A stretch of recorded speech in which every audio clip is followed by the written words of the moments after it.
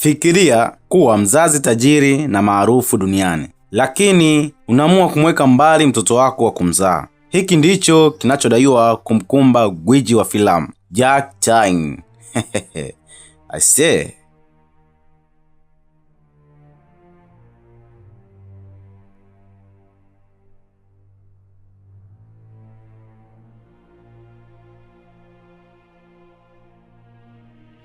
Hii ni moja ya story ambayo ina trend sana mtandaoni, na story hii imezua mjadala mkubwa sana duniani. Inadaiwa kuwa Jack Chan, ambaye ni miongoni mwa mastaa wakubwa duniani wa mapigano, ameamua kutokuwa na uhusiano wa karibu na binti yake wa kumzaa, Etta Chan.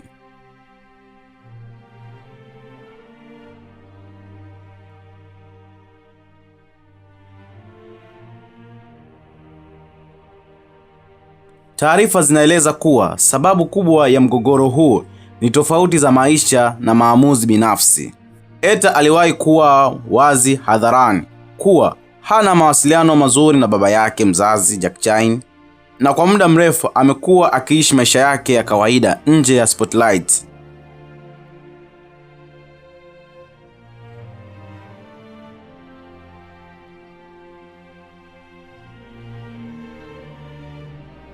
Wakati huo huo, Jack Chan amekuwa akijulikana kwa msimamo wake mkali kuhusu nidhamu, uwajibikaji na maisha binafsi. Katika mahojiano mbalimbali amewahi kusisitiza kuwa kila mtu anapaswa kuwajibika kwa uamuzi wake mwenyewe.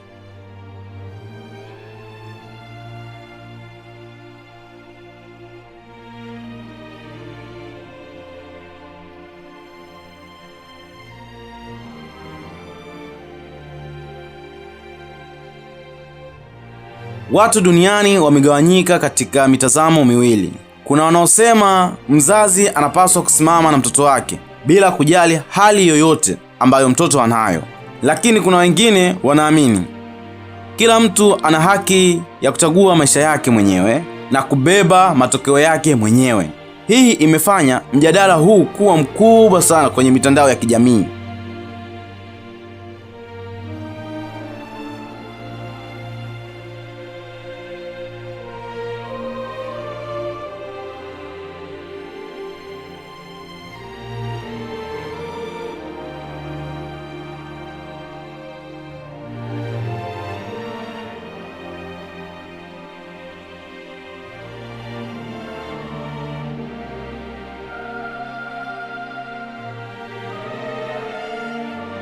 Licha ya mafanikio makubwa ya Jack Chan kwenye tasnia ya filamu, maisha yake binafsi yamekuwa na changamoto nyingi sana, hasa kwenye upande wa familia.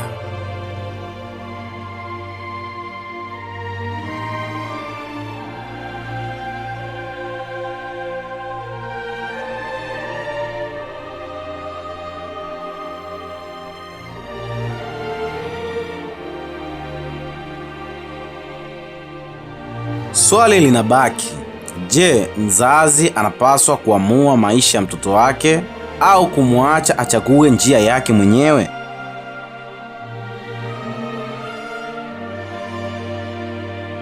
Andika maoni yako kwenye comment na usisahau kulike na kusubscribe kwa story zaidi.